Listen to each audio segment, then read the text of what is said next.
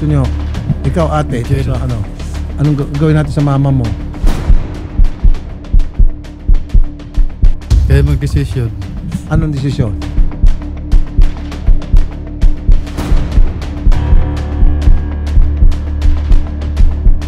Sakit po kasi nang ginawa niya. Ma'am, kanina, nasabi ko doon on air na bibigyan kita ng pangkabuhayan. Sabi mo, kung ano yung alam mong negosyo, bibigay ko. Sabi mo, oo, marami kang alam. Now, ang aking kinakatakutan lang, baka pag binigyan kita ng negosyo, baka yung kita doon, hindi mo sa pamilya mo, baka ibibigay mo pa rin doon sa boyfriend mo kasi nagsasama na kayo ng boyfriend mo, walang kasiguraduhan na ikaw ay magluloko pa rin, baka magamit lang yung perang ibibigay ko. Hindi na po, sir. Hindi na po ako aalis kahit ano po. Promise po. Promise mo, hindi ka naalis. So, iwanan mo na si boyfriend at ikaw ay babalik na sa pamilya mo dahil sa negosyo na bibigay ko. Hindi po, para lang sa kanila po din. Sa akin, wala yung problema. Sa akin lang, sa mga anak ko, kung papayag na pa, papayag sila. Ikaw, kasi kayo naapektuhan dito, anong... Kasi natatakot po ako eh. Natatakot ka? Pinatakot po siya ulit-ulitin niya pa din. Kaulitin Sakit pa po rin. kasi nang ginawa niya eh. Hindi na ako, promise.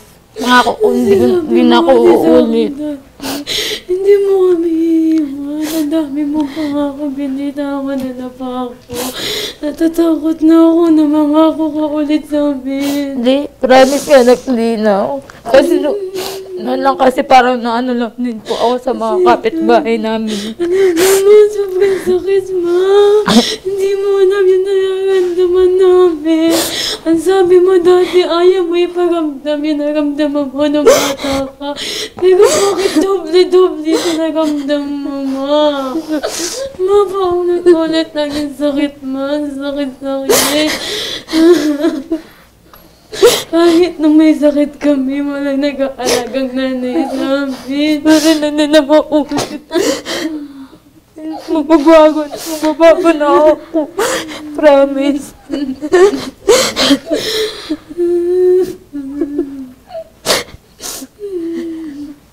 Anong tingin mo, ate? Ikaw, kasi ikaw ang apektado rito. Sinama ka, totoo ba sinama ka? Siya po. Po yun sila po. Totoo ba sinama ka sa bahay? Apo. Okay, nakita mo. Apo. Anong sinabi mo kay mama noon nung nakita mo yon? Wala po. Sabi niya lang po sa akin ko daw po sabihin. Kay papa mo? Kasi daw po maghihiwalay daw po sila. So hindi mo nga sinabi? Hindi po. Natatakot po ako eh. Tinago mo. Opo. Anong sinabi mo kay mama doon? Wala po. I'm sure nasaktan ka doon. Opo. Hindi ka nalang umimik. Opo. Ilang beses ginawa ni mama mo yon? Isang beses. Anong naramdaman mo nung ginawa ni mama mo yon? Masakit po. Si papa mo gusto makipagbalikan kay mama mo. Alang-alang daw sa inyo. Anong naramdaman mo tungkol dyan? At humingi si mama mo ng sorry, umiiyak. Hindi na raw ulit. Opo. So yung isa, yung panganay, ayaw. Pero itong isa, gusto. Alam mo, ma'am, ang concern ko nga lang, di ba kanina sabi ko tulungan ko kayo, concern ko, yung bang guarantee na hindi ka nababalik doon sa lalaki at yung perang ibibigay ko pang negosyo sa inyo, baka hindi mo na inegosyo, baka ibibigay mo lang doon sa kabila. Hindi na po, sir. Pangako ko po yan kahit po araw-araw pa po. Nasaan yung mga gamit nyo nandoon? Konti na lang po kasi yung iba dinala ko na po mga sapatos dito. Pero 2 years ka na doon, napamahal ka na doon, I'm sure. Oh, napamahal na. Ako. Noon po kasi nung time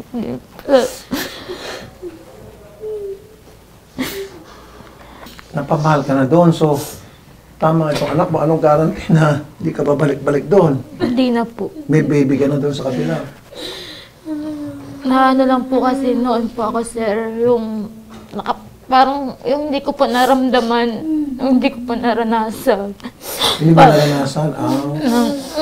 Pagmamahal po, kahit sa magulang ko po, kahit sa mga kapatid ko. Hindi mo naranasan pagmamahal. Wala ka pinapakita pagmamahal sa kanya, sir? Meron. Hindi po. Madami po ako naranasan sa kanya. Pag nanganak po ako, wala po siya. Tapos, yung nanganak po ako, wala siya sa... Trabaho ko kasi. Hindi yun. Kasi, Emergency kasi. pag tumawag po ako, doon siya lasing. Hindi niya po ako mapuntahan kasi nakainom siya ng gabi, alam niya. Tapos nanganak po ako. Inaya niya lang ako minsan mag-isa. Na umalis. Ang dami ko doon naranasan. Kahit na po, nagkasakit po yung anak ko. Kahit na buntis po ako noon, nagkasakit po anak ko, tinatakbo ko yung kay Mayor para libre lang po yung mga gamot. Ang dami ko po naranasan. So may mga pagkukulang siya, ibig mo sabihin. Ay, yung gusto ko lang po kasi, yung parang ipagkita niya po yung lahat ng, yung pagmamahal niya po. So doon siya nagkulang sa departamento ngayon, yung pagmamahal na hindi mo nakita sa kanya. Pero bakit hindi mo lang siya kinausap? Ba't kailangan mo? Sinabihan ko na yun sa sir noon. Sinabi na ba sa inyo? Wala. Okay, sabihin na natin nagkulang po siya sa pagmamahal, nandun siya sa pag-inom, pero dapat nag-usap po kayo. Sinasabi mo sa kanya, alam mo, love, o kung ano tawagan yung mahal, hindi ko naramdaman yung pinapakita mo na mahal mo ako. Dapat may mga ganun pag-uusap. Nadalan sa pag-uusap yun. Diba? Hindi yung tatalikod ka at makipaglimpin ka sa ibang lalaki. At sasaktan mga bata. Kasi para sa akin, ma'am, hindi mo mahal si sir. Yung iba kasi mga sitwasyon sa amin, ng lalaki, pero yung mga anak, hindi pinapabayaan. Yung iba pa nga, kukunin yung bata, tatakas at pupunta kung saan, tangay-tangay mga bata. Ikaw, iniwan mo silang lahat, pati mga bata, tablado, at pumunta ka sa ibang lalaki. Anong problema? Hindi siya pumupunta. Sabi ko, punta ka muna dito kasi bahay para kung mabasa yung mga gamit, matulungan maglaba. Hindi talaga, sir. Ayaw. So, matindi yun. Kahit nabaha. Yun nga siguro ang dahilan na nasabi niya na dahil sa hirap, so ayaw niya makatikim ng baha na binabaha, yung bahay na binabaha. Nung simula po kami kasi nakatira po sa So, ilang yung bang years. tinitira ng boyfriend mo ngayon, hindi nababaha? Hindi po noon po Hindi, yun. ngayon nga po, yung tinitira ng boyfriend, yung tinitira niyo ng boyfriend mo ngayon, hindi binabaha. Wala na po kasi kami. Wala na kayo? Matagal na po. Nag-post po ako kasi may gamot po ako iniinom. Ano po yung gamot na ininom? Yung potassium tapos yung pangpaliit po sa bukol. So, wala na kayo ng boyfriend mo, kailan pa? At mga January, February yata po yun. So, saan ka nakatira ngayon?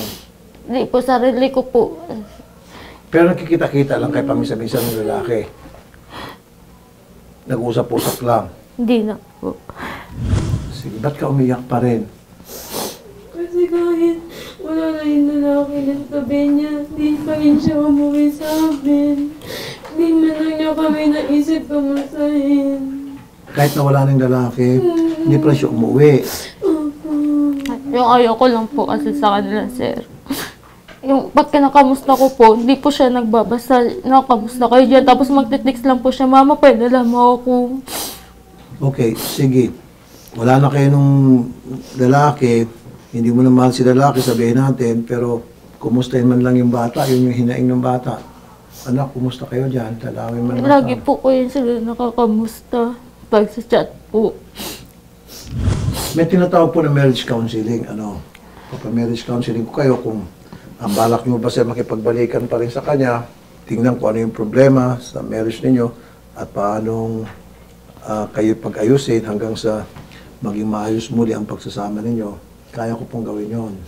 Ngayon, ang concern ko lang tulad ng concern ng anak niyang panganay, yung guarantee na ulitin. Yun po yun eh. Hindi na po, sir. Hindi na talaga na. Pangako ko talaga na hindi na ako uulit. Simula ngayon, hindi na talaga. Hindi ko na kayo iiwan.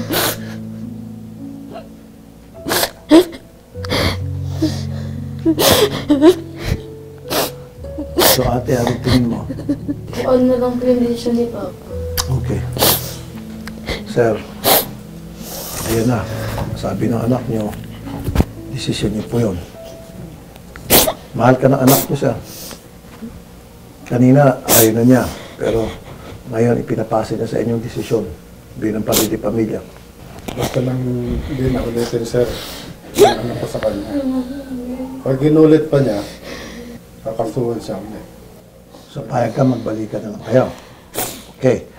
Kung magbabalikan kayo, ma'am, makinig ka ha. Una, ipapamarriage counseling ko kayo. Pangalawa, kami ay tatawag sa DSWD. So, mayroong mga social worker na tututok po, magmonitor sa sitwasyon ng inyong pamilya, lalo sa mga bata. Titingnan yung kalagayan ng mga bata. Sa oras na nakita ng DSWD na naging pabaya ka pa rin, nagpapariwara ka, and sir, babalik ako sa'yo kung anong desisyon mo. Ito, sir. Yun yung sinasabi mo, pag inulit pa. Anong mangyari pag inulit pa? Nakulong na, sir. Okay sa'yo. Okay sa'yo na ate? Ano mo? Opo. Okay sa'yo. Pakabait ka na ma'am. Kanina, piko na ako dun sa radyo kasi ikaw pag mamatigas, nagsusoli, gusto ni sir na magkabalik ka. Tapos sabi ko, mag-sorry ka sir. Ayaw mo. Nung narinig mo yung negosyo, medyo nagbagong isip mo. Parang nasa utak ko, baka pera lang habol ito. Tapos pag nagkabalikan na kayo ni sir, yung pera, wawagdasin mo. Bigyan Gusto mo ko sa kasi talaga, sir, doon sa akin, yung makaalis ako doon. Okay. Yun ang sinasabi ko kanina kasi ayaw mo ng hirap. Tsaka ayoko Yung talaga hirap po. meaning yung sa binabaha na bahay. Opo, sobra po kasi matutulog ka na lang. Gising ka, pagkising mo, baha na agad, aabutin yung mga unan, tsaka ano. Magkano mo renta niyo doon? Wala po. Nabili po namin sa tita niya na 10,000 po. Ano kasi Yung sa taas, buo kasi po yun. Binita ng tita ko. Bininta kasi ni tita. Hayaan niyo na po sir, 10,000 lang pala yun. Wala na, ano na lang po sir, kulang ko lang kayo mararentahan. Saan ka ba nagtatrabaho sa construction? Kontra kasi po, sir. Saan banda yung lugar, yung construction Yung site? opisina namin sa Cubao. Yung palipat-lipat kasi yung ano namin. Mayroon sa Las Piñas, mayroon sa Cubao, mayroon dito sa Pasig. Tingnan ko kung mahanapan kayo ng pabahay program ng gobyerno. Ano po? May mga pabahay program ng gobyerno. Kung pwede ko kayong mailista doon na possible na mabigyan kayo. Kung hindi, tulad pangako ko, bigyan ko kayo ng marentahan, maayos, apartment. Isang taon babayaran ko, tapos bigyan ko kayo ng pangkabuhayan. At i-monitor kayo ng DSWD. Nandiyan naman yung sa District 2, sa Quezon City. May mga pabahay program doon. Pwede ko kayo may rekomenda doon. Okay sa inyo? Opo, sir. So ayaw ko na marinig yung dahil sa kahirapan. Baka naman, pag naghihirap na naman ulit kayo, aalis ka na naman. Hindi na. Ayaw ko marinig yung dahil sa hirap. Di ba dapat sa hirap at sa ginawa, nagsasama kayo. Yung nagsawa na kasi din ako siya sa hirap eh. Nagsawa ka na sa hirap. Sa amin kasi... Ang paghihirap ay hindi pinagsasawaan Hindi, sa yan. Pag amin- nagsawa ka sa paghihirap, magtrabaho ka, maging masipag ka, Nagtrabaho po. aahon ka sa paghihirap. Nagtrabaho po. Baka nagsawa ka na magtrabaho. Hindi po, totoo yun, sir, kasi noon pa yung simula po akong 5 taon, nasa palayan na po ako eh. Ma'am, alam ko po yan, maraming mga tao akong kilala mga mahirap na mahirap. Pero nagtyaga, gusto nila makaahon sa hirap, nagtyaga sila. Nagtrabaho, nag-double job, gumawa ng malinis na diskarte, nagnegosyo na maliit hanggang sa lumago, yumaman pa nga yung iba. Di ba? Opo. Huwag mo sabihin na sawa ka na sa hirap. Pangit po yung ganun dahilan. Nagsawa na ako sa hirap, ayaw ko na sa mahirap na buhay. E di, gawan mo ng paraan. At yung paraan na yon, nasa iyo yun. Yung maging masipag at magtyaga ka na para magkaroon ka ng maayos na trabaho na sapat sa pamilya. Okay? Okay, sir? So, Shari, hanapan natin sila ng, for the meantime, kay sir ko ibibigay ang pera, hindi ko papahawak sa'yo. Bibigyan kita 100,000. Bigyan siya ng 100,000 as Christmas gift ko sa family. Yes, sir. Yung 100,000 pesos po, Christmas gift ko yan sa inyo. Hawakan niyo, huwag may bibigay sa kanya. babalik ka sa kanya. Sir. Pamilya tama. Nung sinabi ko hindi po. ka hawak ng pera, parang gano'n ka. Hindi po. Siyempre siya maghawak ng pera. Hindi po, sir. O siyempre siguro 100,000, medyo mapapaahon ka sa hirap. 100,000, tingin mo, medyo tulong ba sa ano yun? Bangon sa kahirapan? Hindi, kunyari, tanongin kita, kunyari may 100,000 ka, yung ba'y medyo makakaangat na kayo sa kahirapan? Opo, makakaano na ng konting ano po, yung makahanap na po ng bahay, tsaka ano. Yung sa bahay, hindi pa yun. Maghahanap pa ako ng bahay. Nagawa ko na po ito ilang beses. Maghahanap kayo ng natirahan, 1 year rent, babayaran ko. Ngayon, kung mayroon mga pabahay program ng gobyerno, tingnan ko, alang-alang sa mga anak nyo, pasok kayo doon. Okay? So ngayon, magninegosyo kayo. Kung ikaw tanongin, anong negosyo mo? Anong alam niyo negosyo? Anong alam niyo? Yung alam ko lang po, sir, yung ano eh. Pwede niyo inegosyo? Mga pagkain. Pagkain. Marunong ka ba magluto-luto? No, dati nagluluto ako doon sa... Sa kalenderya. O yun naman pala. Dati So, siguro siya rin, hanap tayo ng mararentahan na pwede siya maglagay ng karinderya. Siguro rin, parang sari-sari store, pero karinderya at the same time. Apo. Siya pala, trabaho sa 7-Eleven, so marunong siya sa mga presyo. At noon po din, sir, nagtitinda po ako sa amin ng fishbowl. Fishball. O, kumusta naman? Yung ano kasi doon po sa amin, pag nagtitinda kasi po ako, ginagaya din po eh. Kaya, nababangga. Po, na ano din. Pag nagtinda po ako, parang ang dami po nagagalit. Hindi. Kaya nga, i-assess natin siya rin, ano. So, kung fishball ba yan o karinderya, Apo. Diba? Food cart, sir. Or karinderya po. Apo. food cart. O pwede kayong dalawa. Fishball, tapos sa kanya, kwek-kwek. Apo. Dalawang food cart. Tingin nyo, okay ba yun? Sa akin po kasi, sir, may O trabaho. karinderya. Karinderya kasi kung ano siya, may iwan. Tuloy mo yung trabaho mo. Magkano sweldo mo sa construction? Minimum po, sir. Kano? Sa linggo, sumasahod po ako ng 4,000 plus. Aman. Lingguhan, Weekly. sir. Lingguhan. 4 times 4, 8 plus 8, 16. Good na yon. Minimum na ngayon. Sige, huwag mong bitiwan yan. So, isang negosyo na siya magpapatakbo. O, marunong pala siya patakbo, karinderya. Pwede natin sa karinderya, pwede natin haluan ng mga tinda-tindahan. Tama? Tinda ng bigas. Samahan natin yung mga fishball, pero more on karinderya pagkain. Okay na? Okay na. Ate, Salamat po, sir. pakabait ka na. Hindi na po mauulit. Okay na, sir. Yung 100,000 gusto kong maibigay sa kanila tomorrow. Bukas na bukas may 100,000 na po kayo. Bukas 100,000, bigyan silang groceries, ano? And then, hanapan natin sila matirahan. And then yung tindahan, assess natin kung ano yung gusto ng tindahan at patayo natin. Sabihin mo. Okay na? Thank you po. Sir, thank you po, sir. Wala ka naman. Sige. Pasalamatan. Huwag ka sa akin magpasalamat dito sa mga bata. Pasalamat ka sa mga anak mo. Tingnan mo nga po. Hindi na ako uulit pa ako.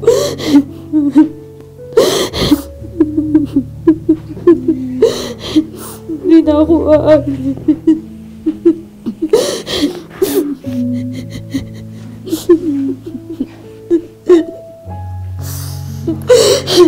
Hindi na ako.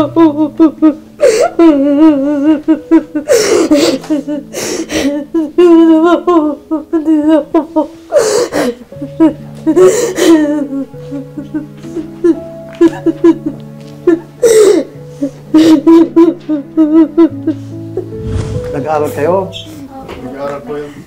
Bigyan sila ng mga school supplies, bilhan ng mga damit, mga bata. Sige, sige. Bilhan ng mga kung ano mga kailangan sa eskwelahan. Okay? Bigyan ko itong 2 bata. Huwag niyo ibigay ito sa mami nyo, sa nanay nyo.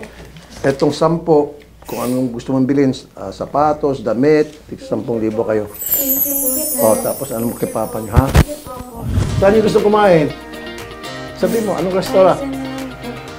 Sige, 1, 2, 3, 4, 5. Tiyan mo, inubos kong pera ko dahil sa inyo. Wala na, 10 ito. Kumain ka dyan sa labas. Sige po, sir. Huwag mong pahawak yung misis. Sige, ingat. Okay, sige, ingat. Sige, sige, okay. Sige, sige, sige. Pakabait kayo, ha? Okay.